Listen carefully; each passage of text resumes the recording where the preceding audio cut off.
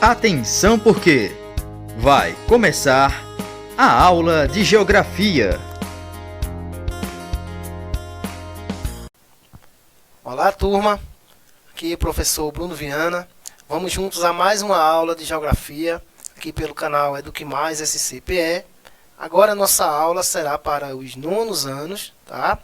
Peguem seus materiais, caso queiram fazer alguma anotação, né? Comentem aqui nos comentários seu nome, sua turma, sua escola. Façam comentários aí sobre a aula, né? Perguntas aos seus professores, vão interagindo, tá ok? Então, vamos dar início à nossa aula número 4 de Geografia. Vamos lá. Antes de começar a nossa aula 4, vamos fazer a nossa correção da atividade anterior, a que vocês receberam aí. Da aula 3, da atividade que vocês receberam em casa, tá? Então diz assim, ó, analise a tirinha. Nós temos aí uma tirinha, essa forma de linguagem aí do português, que diz assim, ó, ai meu Deus, o que é isso? Aí a formiguinha pequenininho diz, ó, a globalização crescendo absurdamente. Faça eles pararem. Aí diz, é impossível. Então, assinale a alternativa que indica a característica da globalização representada pela tirinha. Então, nós vimos na aula passada que as multinacionais, né, as transnacionais, são empresas que têm sede em vários países. Então, nós temos aí, ó, nas imagens, várias marcas, como o McDonald's, a Coca-Cola, tá? Então, são empresas multinacionais. A alternativa certa é a alternativa D, expansão das transnacionais, tá? Segunda questão, ó. O contexto político e econômico global, no final do século XIX e primeira metade do século XX, trouxe grandes modificações ao mundo. Qual a opção abaixo, né, não podemos atribuir ao período citado? Não podemos. Então, a alternativa certa é a alternativa E, evolução do feudalismo. Tá? O feudalismo é lá da Idade Média, não da idade atual, do século XIX e XX. Não, essa é a alternativa para marcar. Terceiro, globalização é um dos termos mais frequentemente empregados para descrever a atual conjuntura do sistema capitalista. Segundo o resumo da aula, como ela é vista? Então, é uma questão até subjetiva, né? Você poderia colocar, é vista como a total ou parcial integração entre as diferentes localidades do planeta e a maior instrumentalização proporcionada pelos sistemas de comunicação e transporte, né? Essa interação global. A quarta questão, segundo a divisão socioeconômica e histórica mundial, primeiro, segundo e terceiro mundo, as nações socialistas alinhadas à União Soviética pertenciam ao qual mundo que pertenciam? Então, a alternativa certa, B, né? O segundo mundo, os países com a ideologia socialista. E por último, o contexto geopolítico de integração mundial transformou padrões e movimentou a economia global no século XX. A imagem ao lado representa qual transformação desse período? Então você iria responder a alternativa A, né? Novos padrões culturais através da mídia. Então, com a introdução da televisão, do rádio e depois da própria internet, as culturas e os padrões culturais vão mudar, vão modificar. Isso vai mexer com toda uma sociedade. Não é só você ver as crianças de hoje e a cultura das crianças, né, de antigamente. É totalmente diferente. A mídia influencia. Tá? Então vamos lá para a aula 4, o objeto de conhecimento. As manifestações culturais na formação populacional e os conteúdos da nossa aula.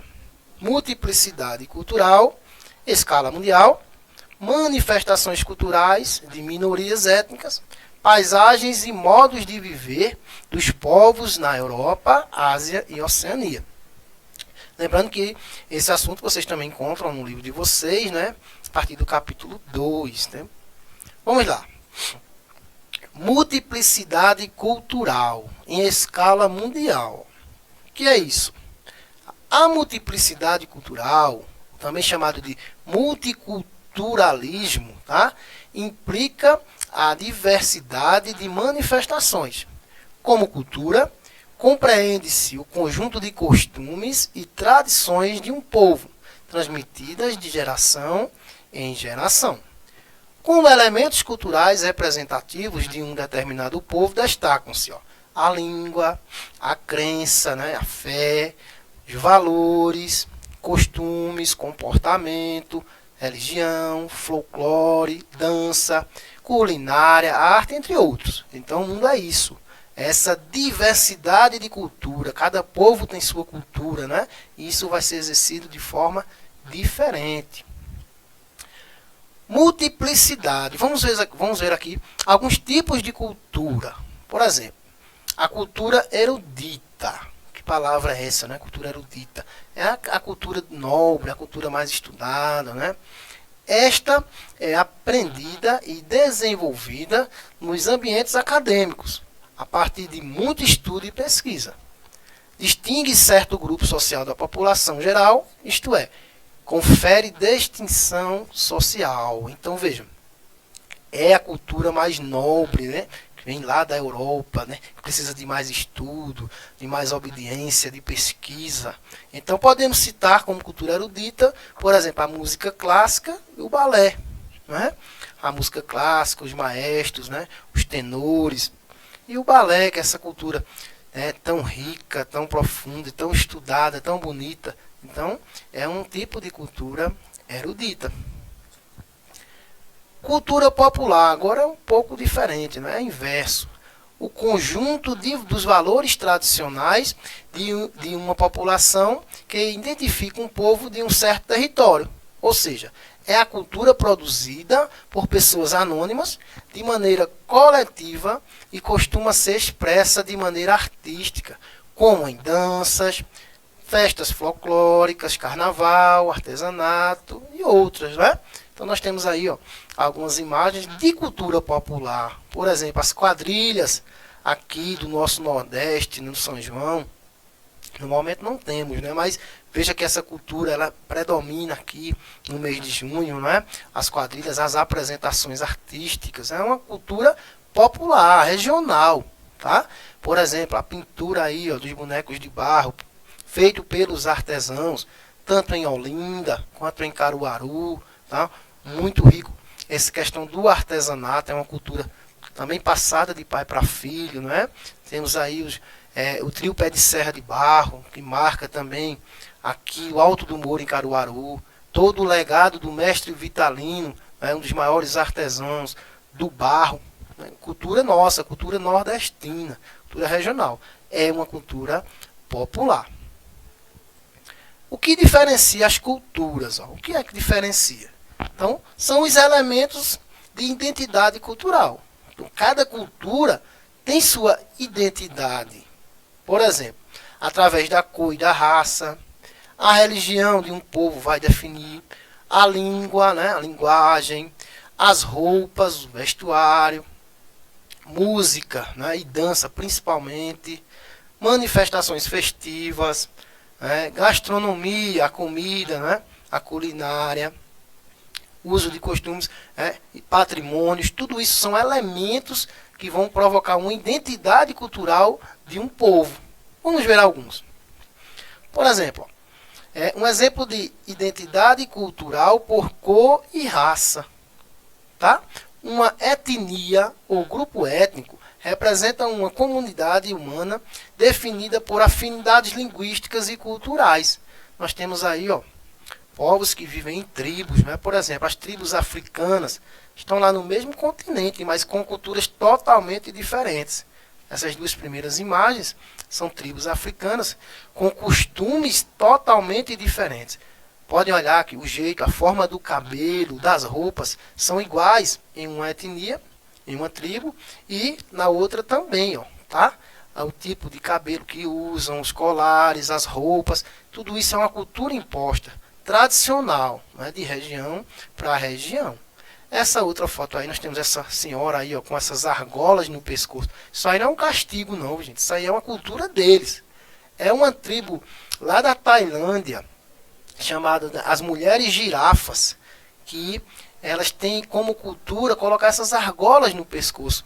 Desde criancinha, as meninas nascem lá, as mulheres, as crianças elas vão colocando argola. Com o passar dos anos, a idade, vão aumentando a quantidade de argolas. Tem vários documentários aí no YouTube, depois vocês olhem, sobre essa cultura das mulheres girafas. Vocês vão ver que isso vai modificar até o aspecto físico, né? O pescoço vai ficando mais alongado. É uma cultura, né? Deve doer muito, mas é uma cultura deles. Então quem é a gente para dizer que está errado, né? Identidade cultural por religião. Essa aí é bem forte. Ó. Por exemplo, são as crenças e a fé de uma comunidade religiosa, mostrando-a de maneira pessoal, com certas características distintas. Por exemplo, os católicos usam uma cruz como símbolo cristão. Por quê? Porque a história do cristianismo vai surgir com Jesus Cristo, não é? E sua crucificação, né? Sua morte, não é? Na cruz, vai representar esse símbolo maior para os discípulos e seguidores dessa religião. Então foi lá que Jesus foi morto, depois ele vai ser ressuscitado. Então isso vai gerar toda uma questão de fé, não é? Durante a evolução do povo, né? Das civilizações. Sem dúvida, a maior religião do mundo, o cristianismo. Então nós temos a imagem, né, das procissões, principalmente na Semana Santa, que são feitas, né, essas procissões, as pessoas carregando a cruz, são como símbolo do cristianismo, mas também de alguns segmentos, como é o catolicismo, né, a religião católica. Temos também aí as promessas que são feitas por conta dessa cultura cristã. Aí é a passarela da fé, que fica lá em Aparecida do Norte, em São Paulo. As pessoas fazem as promessas para atravessar toda essa passarela, né, de joelhos, para pagar alguma promessa, alguma graça alcançada. Isso acontece em vários locais, não é? Do mundo. Então isso é uma cultura religiosa, tá? Aqui na nossa cidade temos também, né? Na Semana Santa, a subida ao Cruzeiro, aqui também é uma demonstração de fé, de cultura religiosa cristã, né, ligada ao catolicismo. Identidade cultural religiosa. Agora vamos lá para a Índia. Outra religião, o hinduísmo. Tá? O hinduísmo é a religião predominante lá da Índia, que ela não é monoteísta, ela é politeísta. Por exemplo, eles creem em vários deuses, tá? Diferente do cristianismo. Eles têm os 3 deuses supremos e milhares de outros deuses, né, que eles vão adorar. Então é uma religião também muito grande, com uma população gigantesca de adeptos lá do continente asiático, mais precisamente na Índia. Então as crianças, né, desde a escola já aprendem um pouco dessa cultura do ensino religioso lá, tá, com os seus deuses aí supremos. Eles têm lá o rio sagrado, que é o rio Ganges, lá da Índia, onde eles têm que ir lá se banhar com aquelas águas sagradas, como forma aí de adoração aos seus deuses. Mas o rio, como vocês veem aí, não é muito limpo, é um dos rios mais poluídos do mundo. Mas a cultura, a fé é tão grande que eles nem ligam, né? Não importa. Eles estão lá pagando suas promessas, suas divindades. Tá? Totalmente diferente do cristianismo. Aí é um politeísmo, vários deuses, ok? Outro tipo aí, ó, de identidade cultural, religiosa, o islamismo, a segunda maior religião do mundo, né? O islamismo. É o mundo islã, que é uma religião agora monoteísta, tá? Ou seja, eles adoram só um único Deus. Quem pratica o islamismo é chamado de muçulmano. Então, os muçulmanos acreditam que Alá, gente, é a palavra Deus, né, em árabe. Até porque Deus não é um nome, Deus é um título. Tá? Então eles usam esse título, Alá. É o único e incomparável. E o propósito da existência é adorá-los. Então a adoração lá é sagrada, é obediência total. Eles seguem também os 5 pilares do islamismo, né? A adoração, a fé, caridade. Então, eles têm por obrigação de uma vez por dia se ajoelhar, de orar, sempre em direção a Meca, que é a cidade sagrada do islamismo, eles fazem isso, né? Olha a cultura que é imposta lá, olha. As mulheres, em boa parte, né, dos países muçulmanos, elas usam a burca, que é esse tipo de vestimenta que só podem mostrar as mãos e os olhos. Então isso é uma cultura muito forte. Elas não podem mostrar outra parte do corpo. Até se forem à praia tem que ser assim, tá? Então são culturas que são espalhadas aí pelo mundo. Uma diferença. Não confundam islâmico, muçulmano com terrorista, tá? Terrorista é um grupo extremista que eles usam a religião como desculpa, tá? Mas o muçulmano em si não tem nada a ver com terrorista. Ela é um grupo isolado que procuram fazer guerra e matança. O muçulmano não é terrorista, né? Alguns que querem se desviar, aí se tornam terroristas, né? Para fazer essa comparação. Identidade cultural agora por festas, ó. Manifestações festivas. Uma muito conhecida, né, no mundo é a tourada. Vamos para a Espanha agora, tá? A tourada é uma das festas mais tradicionais da Espanha.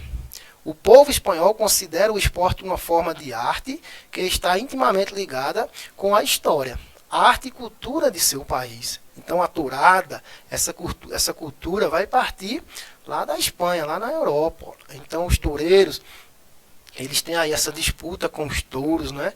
E inclusive é muito taxada no mundo, né? Alguns países não utilizam mais por ser um esporte extremamente violento e sangrento, porque eles têm que ali, né, furar, esfaquear os bois, touros, até chegarem até a morte. Então é um esporte para eles, mas de extrema violência, tá? Mas ainda é praticada em algumas regiões lá da Espanha, tá? Essa manifestação festiva.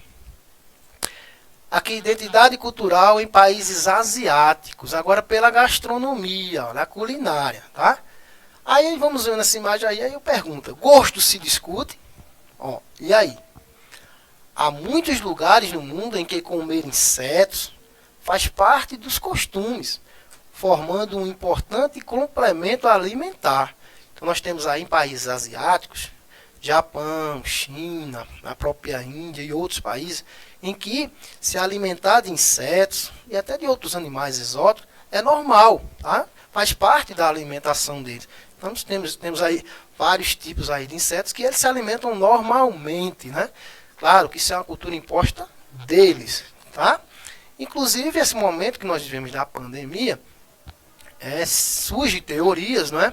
Que essa doença do Covid ela vai surgir de um vírus em um morcego lá na China e por contato de algum humano com esse morcego ou alimentar-se dele, pode ter desenvolvido esse vírus e se espalhado pelos humanos. Claro que são teorias, ainda está sendo investigado, mas para vocês verem como uma cultura de um povo pode interferir em outras nações, ok?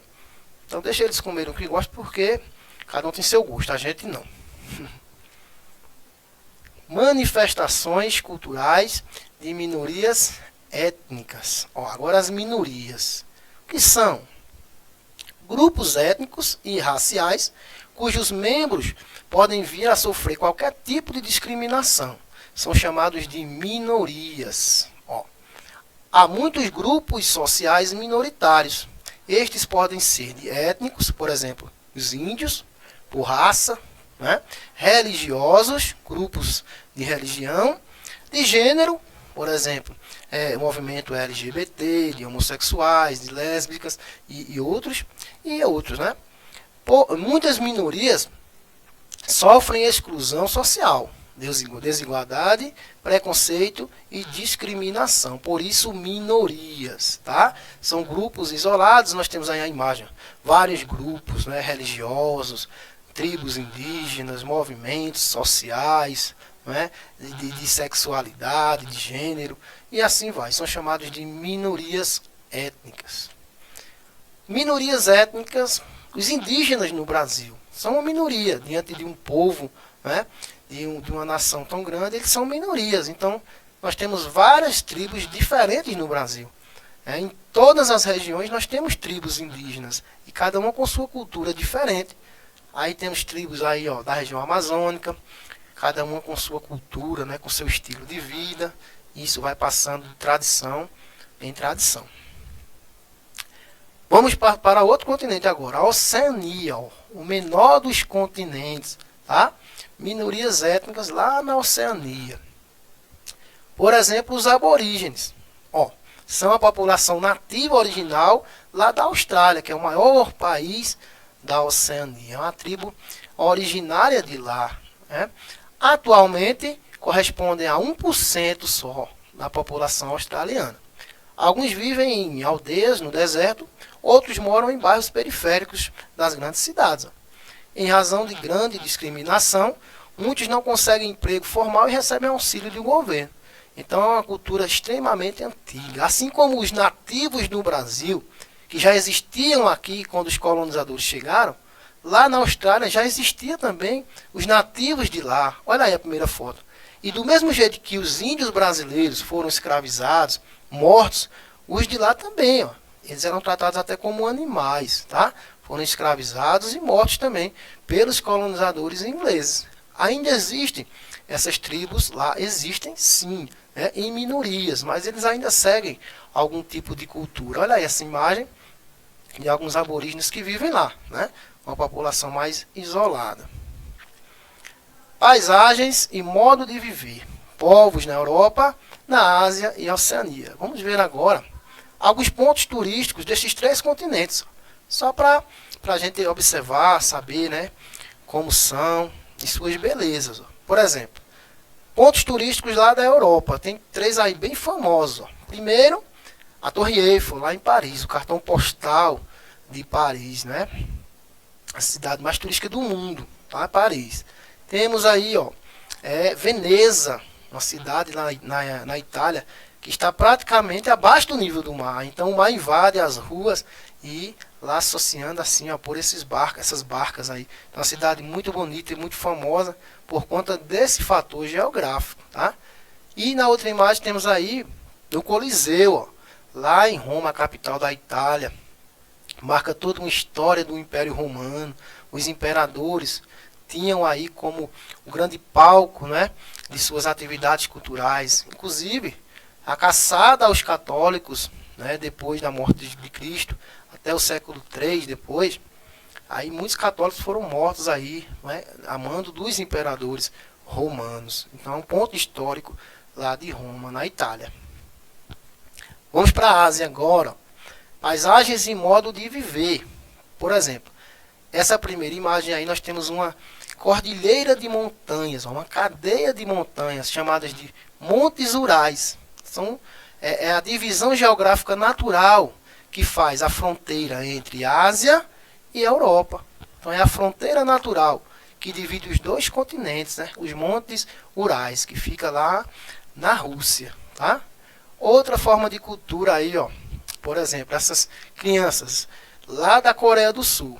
Então ela já tem uma cultura tecnológica desde a escola, no comecinho. Então é um país extremamente tecnológico. A Coreia do Sul, viu? Não é a do Norte, a do Sul. Então eles já utilizam, né, essa questão da tecnologia desde criança. E eles são muito disciplinados. Então a educação nesse país só tem a crescer. Porque ele já tem um padrão de tecnologia, um padrão imposto desde os primeiros anos de vida. Por exemplo, você pode estar assistindo essa aula aí por um celular Samsung. A Samsung é uma empresa lá da Coreia do Sul. Para você ver a influência que a cultura deles tem em todo o mundo. Tá? E essa última imagem aí é o centro de Pequim, capital da China. Aí, olha, nós podemos ver a poluição atmosférica. Então, a cidade extremamente poluída, porque tem muitas indústrias, né, muita poluição, muitos carros.